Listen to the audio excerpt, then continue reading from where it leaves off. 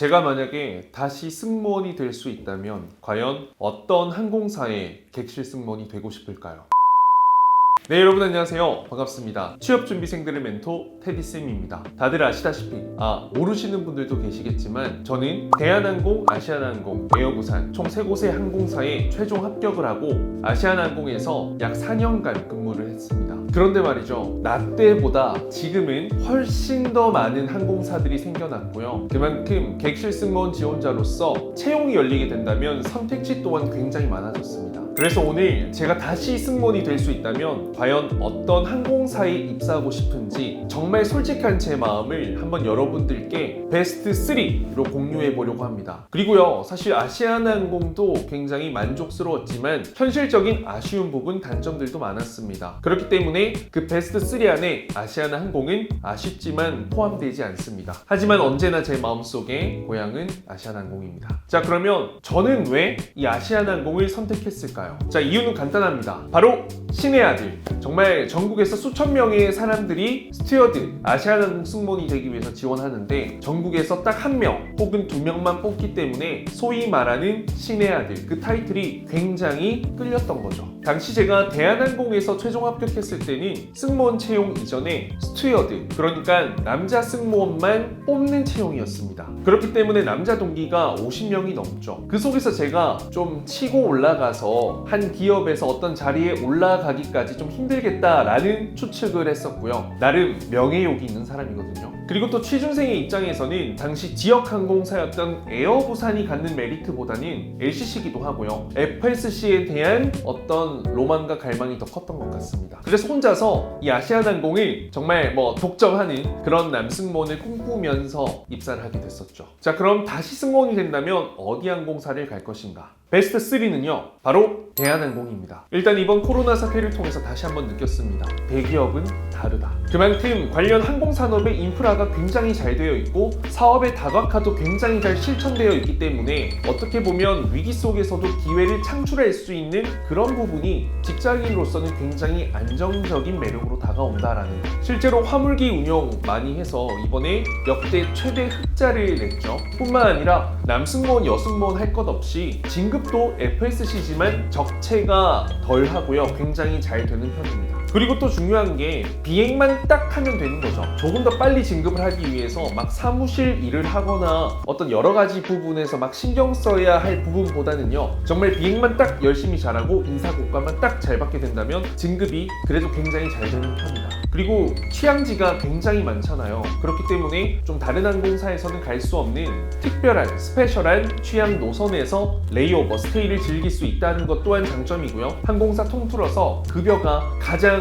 세고 높기도 하죠. 상여금도 자주 나오는 편이고요. 그리고 무엇보다 또 대한민국에서 대한항공이라는 타이틀은 프라이드로도 이어지는 것 같습니다. 자, 그럼 베스트 2는요, 바로 티웨이 항공입니다. 자, 티웨이 항공을 선택한 이유는 명확합니다. LCC 항공사인 만큼 진급에 있어서 어떻게 보면 기회도 많고요. 거기에다가 정말 하이브리드처럼 중장거리 노선들을 운용하고 있고 에어버스 330을 탑승할 수 있기 때문에 어떻게 보면 한 비행기, 한 기내 안의 사무장, 매니저라는 역할을 타 항공사보다 훨씬 빨리 할 수 있으며 중장거리 노선도 갈 수 있다라는 것이 저는 큰 매력으로 다가왔습니다. 물론 아시아나 대한항공보다는 레이오버, 장거리가 작을 수도 있겠지만요. 그래도 한 달에 3, 4번 정도는 중장거리 노선 가서 스테이를 하기 때문에 어떻게 보면 일반 중단거리에 집중되어 있는 LCC 항공사보다도 출근 횟수도 굉장히 적어서 피로도도 덜 할 것 같습니다.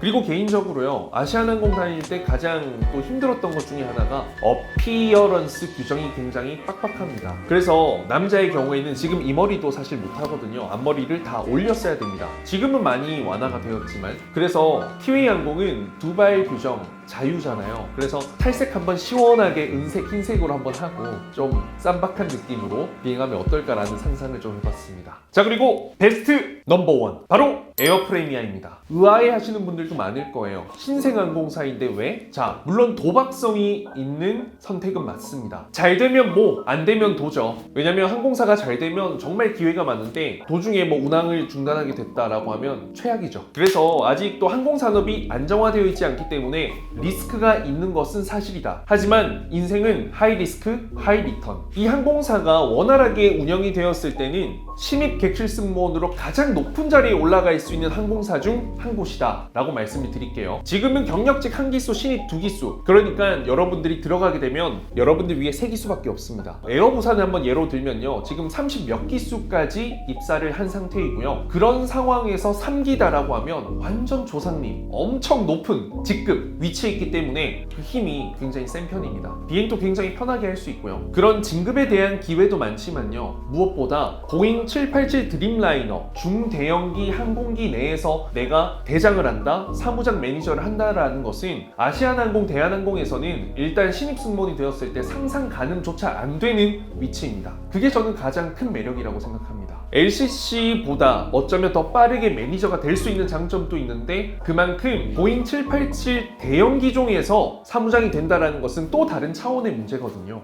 FSC 항공사에서 10년, 15년 근무하게 되면 소형기 내에서 에어버스 321, 보잉 737 같은 경우에는 사무장이 될 수 있는데, 중대형기는 쉽지 않습니다. 어렵습니다. 거의 불가능에 가깝습니다. 그리고 더 중요한 건요, 일단 이 컨셉이 중장거리 노선 집중이잖아요. 그렇기 때문에 787이라는 또 항공기 특성상 운용을 할 때 막 짧은 거리의 퀵턴은 굉장히 비효율적입니다. 그렇기 때문에 최소 싱가포르 이상의 노선들, 미주, 호주 막 이런 곳으로 유럽 비행을 할 거 아니에요. 그렇게 되면 한 달에 출근하는 횟수 또한 정말 적습니다. 제가 아시아나항공 다닐 때 적게는 7, 8번, 많게는 12번, 13번 정도 출근을 했었던 것 같은데요. 여러분들이 생각하는 것보다 중단거리 퀵턴 그리고 국내선 비행이 굉장히 힘듭니다. 장거리 한번 갔다 오는 것보다 훨씬요, 어떻게 보면. 그래서 제가 생각했을 때 에어프리미아 같은 경우에는 7, 8번, 정말 많아봤자 10번 미만으로 훨씬 더 적은 수를 출근하기 때문에 피로 강도가 훨씬 더 적지 않을까 생각합니다. 그리고 또 에어부산 같은 경우에는